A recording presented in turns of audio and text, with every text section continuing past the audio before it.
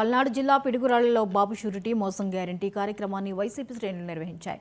ఈ కార్యక్రమంలో గురజాల మాజీ ఎమ్మెల్యే కాసు మహేశ్వర్ రెడ్డి పాల్గొని చంద్రబాబు పాలనపై మండిపడ్డారు. ఇచ్చిన మాట మీద నిలబడని చంద్రబాబు అధికారంలో ఉన్నాడని ఎద్దేవా చేశారు. రాష్ట్రంలోని పలుచోట్ల వైసీపీ కార్యకర్తలపై పోలీసులు అక్రమ కేసులు పెడుతున్నారు.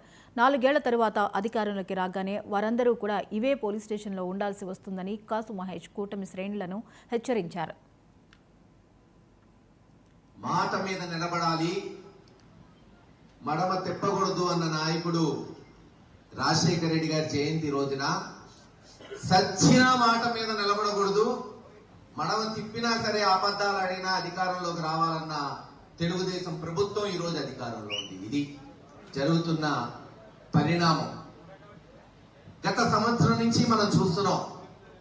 చిన్నప్పటి నుంచి రాజకీయాలు నిశితంగా పరిశీలించిన వ్యక్తిగా చెప్తున్నా, ఇంత భ్రష్టు పట్టిన ప్రభుత్వం ఒక్క సంవత్సరంలో బహుశా గడిచిన 40-50 సంవత్సరాల్లో మనం ఆంధ్ర రాష్ట్రంలో చూసుంటాం. అందుకే మీరు చూస్తున్నారు, మొన్న ఏబిఎన్ ఆంధ్రజ్యోతి ఛానల్లో ఒక కథనం వచ్చింది. చంద్రబాబు నాయుడు గారు ఓడిపోతే 3 సంవత్సరాలు పట్టింది తేలుకోవడానికి, మళ్ళీ రోడ్డు మీద రావడానికి. అక్కడ కేసీఆర్ గారు ఉద్యమ నాయకుడు, కనీసం 1.5 సంవత్సరం పట్టింది తెలంగాణలో. ఈ జగన్మోహన్ రెడ్డి గారు 3 నెలల్లో పరిగెత్తిస్తున్నాడు మళ్ళీ ఆంధ్ర రాష్ట్రంలో. వాస్తవే.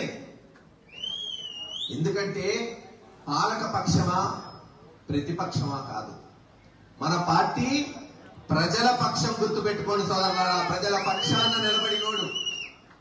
పదవులు వస్తుంటాయి పోతుంటాయి, అధికారం వస్తుంటుంది పోతుంటుంది, కానీ ప్రజల పక్షాన నిలబడిన నాయకుడు, ప్రజల గుండెల్లో నిలబడే నాయకుడిగా ఉండిపోతాడు. దానికి నిదర్శనమే డాక్టర్ వైఎస్ రాజశేఖర రెడ్డి గారు. పశ్చిమ గోదావరి జిల్లా పెంటపాడులో వన మహోత్సవ